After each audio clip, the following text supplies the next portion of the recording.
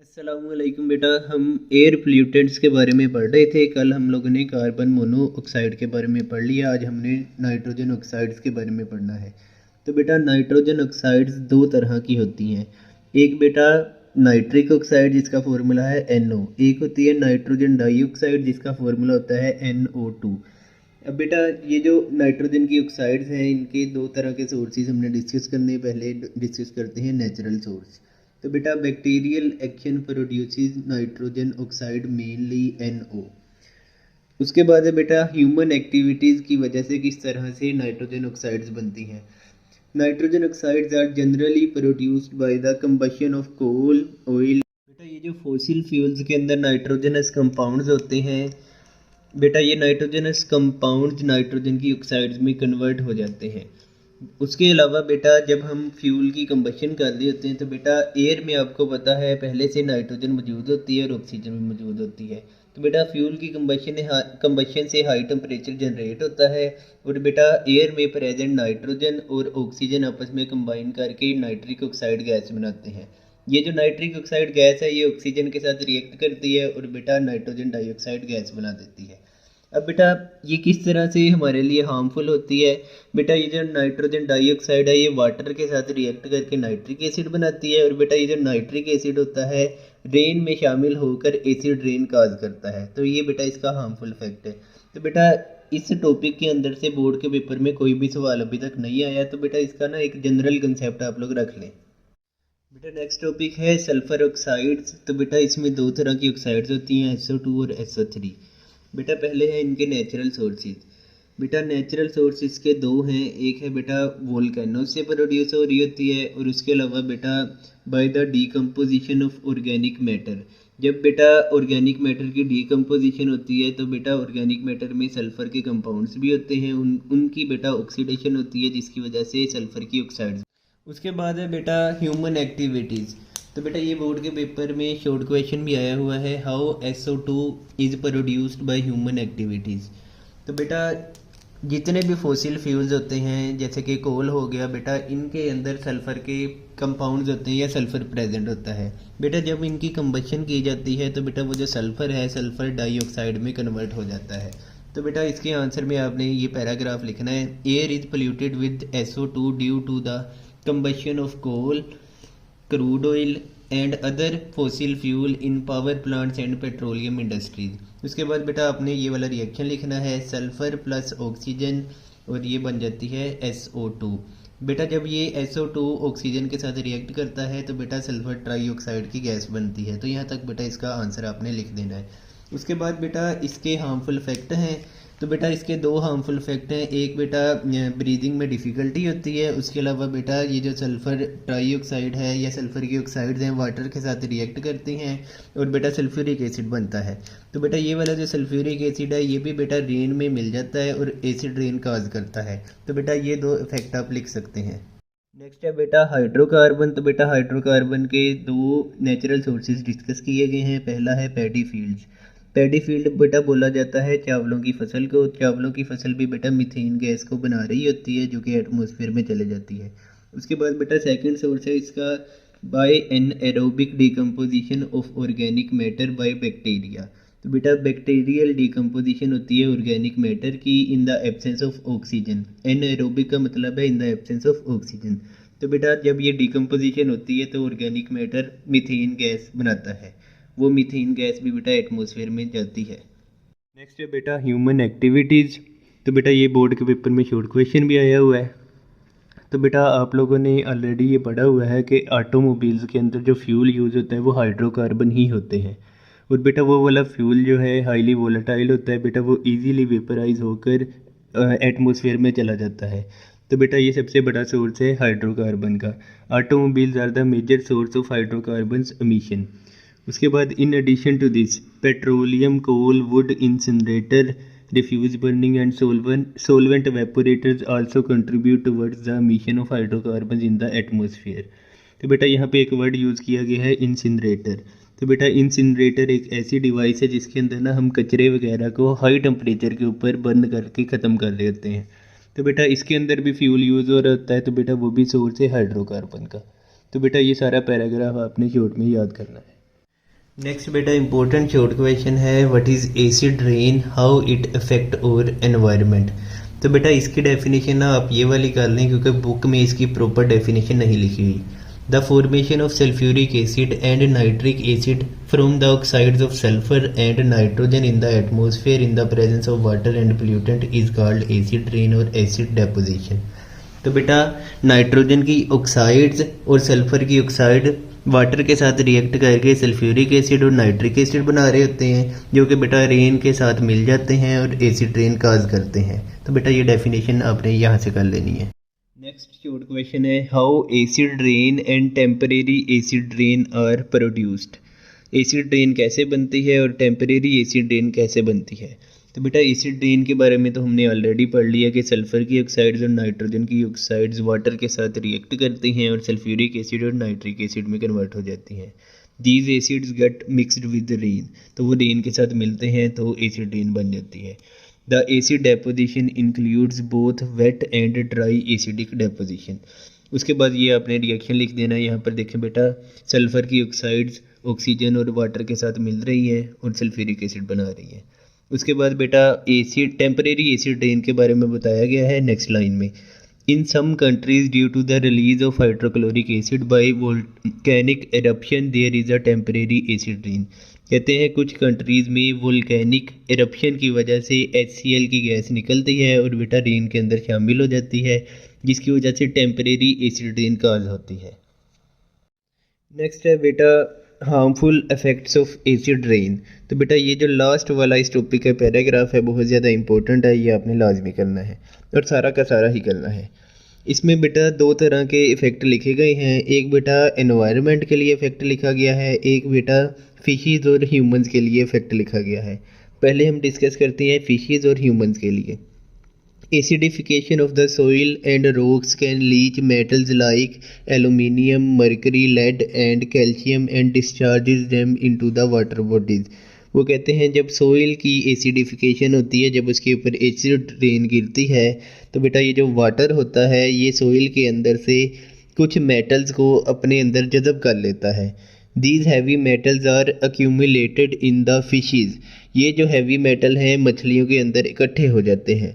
And are health hazards for human, और ये इंसानों के लिए भी ख़तरनाक होते हैं। And birds as they eat these fishes, क्योंकि इंसान और जो परिंदे हैं ये इन्हीं मछलियों को खा रहे होते हैं। The elevated concentration of aluminium is harmful for fish as it clogs the gills thus causing suffocation. तो अगर मछलियों के अंदर एलुमिनियम की कंसंट्रेशन ज़्यादा हो जाए तो मछलियों के जो गिल्स हैं वो क्लोग हो जाते हैं, जिसकी वजह से मछलियों को सांस आना बंद हो जाता है। तो इस तरह से ये मछलियाँ भी मर जाती हैं। नेक्स्ट है बेटा harmful effects of acid rain for environment. तो बेटा जब सोइल की एसिडिफिकेशन होती है तो बेटा ये जो एसिड रेन है ये न्यूट्रिएंट्स को एब्जॉर्ब कर लेती है, जिसका मतलब है जो प्लांट्स होंगे और ट्रीज़ होंगे उनकी प्रॉपर ग्रोथ नहीं हो पाएगी। उसके अलावा बेटा जितने भी बिल्डिंग मटेरियल्स हैं जो कि लाइमस्टोन या मार्बल से बने हुए होते हैं, ये एसिड रेन उनको डिस्ट्रॉय करती है। तो बेटा ये दो इफ़ेक्ट आपने इस शॉर्ट क्वेश्चन के आंसर में लिखने हैं। बेटा नेक्स्ट टॉपिक है स्मोक का। तो बेटा स्मोक दो वर्ड्स का कम्बिनेशन होता है, स्मोक का और फोग का। The word smoke is the combination of smoke and fog. और बेटा स्मोक दो तरह का होता है, ऑक्सीडाइजिंग स्मोक और रिड्यूसिंग स्मोक। पहले हम पढ़ते हैं बेटा रिड्यूसिंग स्मोक के बारे में। अगर बेटा स्मोक के अंदर SO2 की कंसंट्रेशन ज़्यादा हो तो बेटा इसको रिड्यूसिंग स्मोक बोला जाता है। If it contains high contents of SO2, it is chemically reducing in nature and is known as reducing smoke। अगर बेटा स्मोक के अंदर ऑक्सीडेंट्स की कंसंट्रेशन ज़्यादा हो, फॉर एग्जांपल ओजोन की कंसंट्रेशन ज़्यादा है, तो बेटा ऐसे स्मोक को ऑक्सीडाइजिंग स्मोक बोला जाता है। तो बेटा यहाँ पर लिखा है photochemical smoke consist of higher concentration of oxidants like ozone and is also termed as oxidising smoke. तो बेटा ऑक्सीडाइजिंग स्मोक का दूसरा नाम फोटोकेमिकल स्मोक भी होता है। बेटा बोर्ड के पेपर में शॉर्ट क्वेश्चन आया है, what is photochemical smoke, give its properties. तो बेटा फोटोकेमिकल स्मोक की डेफिनेशन यहाँ से शुरू होती है। It is a yellowish brownish grey hedge which is formed in the presence of water droplets and chemical reactions of pollutants in the air. उसके बाद बेटा अगले वाली लाइन आपने आंसर में नहीं लिखनी, आपने यहाँ से शुरू करना है। The main reactants of photochemical smoke are nitric oxide NO and unburned hydrocarbons. बेटा शॉर्ट क्वेश्चन का सेकंड पार्ट है what are the properties of photochemical smoke. तो बेटा दो प्रॉपर्टीज डिस्कस की गई हैं। पहली प्रॉपर्टी है it has unpleasant odour because of its gaseous components. उसके बाद बेटा सेकंड प्रॉपर्टी यहाँ लिखी है the yellow colour in photochemical smoke is due to the presence of nitrogen dioxide. बेटा एक शॉर्ट क्वेश्चन पेपर में आया है what is smoke and what are the contents of photochemical smoke. तो बेटा स्मोक की डेफिनेशन में आपने ये लाइन लिखनी है the word smoke is a combination of smoke and fog. उसके बाद बेटा कंटेंट पूछे हैं फोटोकेमिकल स्मोक के, तो बेटा उसके आंसर में आपने लिखना है photochemical smoke consist of higher concentrations of oxidants like ozone. यहाँ तक लिखने के बाद आगे आपने लिखना है nitric oxide NO and unburned hydrocarbons. यहाँ तक बेटा इंपॉर्टेंट शॉर्ट क्वेश्चन है what are the conditions for the formation of smoke. तो बेटा यहाँ पर ये 3 कंडीशंस लिखी हैं, ये 3 की 3 आपने याद करनी है। There must be sufficient NO hydrocarbons and volatile organic compounds emitted by vehicular traffics। उसके बाद बेटा सेकंड है sunlight so that some of the chemical reactions में occur at a rapid rate. उसके बाद बेटा थर्ड कंडीशन है the movement of air mass must be little so that reactions are not disturbed. तो बेटा ये 3 कंडीशंस आपने याद करनी है। पहली ये है कि नाइट्रोजन ऑक्साइड की सफिशिएंट क्वांटिटी होनी चाहिए, उसके अलावा हाइड्रोकार्बन भी होने चाहिए, उसके अलावा वोलाटाइल ऑर्गेनिक कंपाउंड्स भी होने चाहिए। उसके अलावा सेकंड कंडीशन है सनलाइट भी होनी चाहिए और थर्ड कंडीशन है कि एयर मास की मूवमेंट कम हो। नेक्स्ट टॉपिक है बेटा ओजोन का। ओजोन का बेटा मोलिकुलर फार्मूला O3 होता है और बेटा ये जो ओजोन है एटमॉस्फेयर की सेकंड लेयर स्ट्रेटोस्फेयर में पाई जाती है। तो बेटा दोनों लेयर्स को हम बारी बारी डिस्कस करते हैं। पहली लेयर है बेटा ट्रोपोस्फेयर। बेटा ट्रोपोस्फेयर 0 से लेके 15 किलोमीटर तक होती है और बेटा इस लेयर के अंदर ना जो कार्बन डाइऑक्साइड और वाटर वेपर की वाली गैसेस होती हैं और बेटा ये ऐसी गैसेस हैं जो कि हीट को एब्जॉर्ब करती हैं, इनको ग्रीन हाउस गैसेस भी बोला जाता है। तो बेटा जब ये हीट को अपने अंदर एब्जॉर्ब कर रही होती हैं तो इसका मतलब है बेटा ये वाली लेयर का जो टेम्परेचर है वो ज़्यादा होगा। लेकिन बेटा जैसे जैसे एल्टीट्यूड बढ़ता जाता है नीचे वाली लेयर में बेटा नीचे नीचे सबसे ज़्यादा टेम्परेचर होगा, लेकिन जैसे जैसे हम ऊपर जाते जाएंगे बेटा क्योंकि गैसेस की कंसंट्रेशन ऊपर वाले एरिया में कम होगी तो बेटा इस वजह से ट्रोपोस्फेयर के ऊपर वाले एरिया का टेम्परेचर कम होगा। तो बेटा पहली लेयर का टेम्परेचर यहाँ पे लिखा हुआ है 15 से लेकर -56 डिग्री सेंटीग्रेड तक होता है। The temperature in troposphere decreases with the increasing altitude from 15 to -56 degree centigrade. It is because the air near the earth is heated by radiation emitted from the earth। तो बेटा हमने पढ़ा कि troposphere में जैसे जैसे एल्टीट्यूड बढ़ता जाता है टेम्परेचर डिक्रीज़ करता जाता है।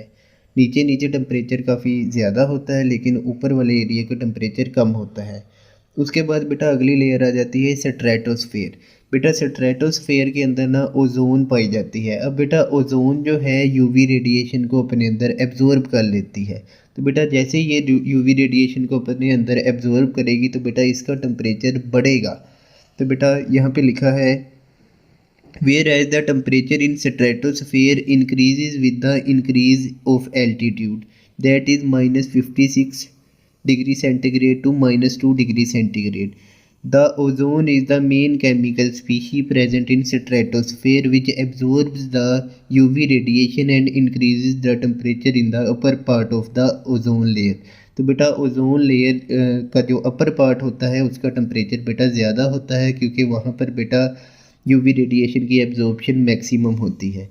तो बेटा स्ट्रेटोस्फीयर में जैसे जैसे एल्टीट्यूड बढ़ता जाएगा तो बेटा टेम्परेचर भी इंक्रीज़ होता जाएगा क्योंकि बेटा ओजोन की कंसंट्रेशन भी इंक्रीज़ होती जाती है। तो बेटा ये शॉर्ट क्वेश्चन बोर्ड के पेपर में आया हुआ है variation of temperature in troposphere and stratosphere. तो आपने आंसर बेटा यहाँ से लेकर यहाँ तक लिखना है। नेक्स्ट बेटा इंपॉर्टेंट शॉर्ट क्वेश्चन है, what is the role of chlorofluorocarbons in destroying ozone. Chlorofluorocarbon किस तरह से ओजोन को डिस्ट्रॉय करते हैं। तो बेटा आपने आंसर यहाँ से शुरू करना है। आपने लिखना है chlorofluorocarbon slowly diffuse into the stratosphere where they subjected to UV radiation generating chlorine free radical. उसके बाद आपने यहाँ से लेकर यहाँ तक आपने कंप्लीट कर देना है। Chlorofluorocarbon play an effective role in removing O3 in stratosphere due to the following reaction. तो बेटा यहाँ पे लिखा हुआ है कि जो क्लोरोफ्लोरोकार्बन है यूवी रेडिएशन की प्रेजेंस के अंदर क्लोरीन फ्री रेडिकल जनरेट करते हैं। जैसे कि ये बेटा पहले वाले रिएक्शन में आप देख रहे हैं CFCl3 मॉलिक्यूल था यूवी रेडिएशन के अंदर, बेटा ये कन्वर्ट हो गया क्लोरीन फ्री रेडिकल के अंदर। अब बेटा ये जो क्लोरीन का फ्री रेडिकल है ओजोन के मॉलिक्यूल के साथ रिएक्ट करता है और बेटा ClO फ्री रेडिकल बना देता है। अब बेटा ये जो ClO फ्री रेडिकल है एटॉमिक ऑक्सीजन के साथ कंबाइन करने के बाद दोबारा से क्लोरीन का फ्री रेडिकल बना देता है। तो बेटा ये जो दोबारा से क्लोरीन फ्री रेडिकल बना ये दोबारा से किसी ओजोन के मॉलिक्यूल को डिस्ट्रॉय करेगा। तो बेटा इस तरह से क्लोरीन का फ्री रेडिकल बार बार जनरेट होता रहता है और बेटा वो ओजोन के मॉलिक्यूल्स को डिस्ट्रॉय करता रहता है।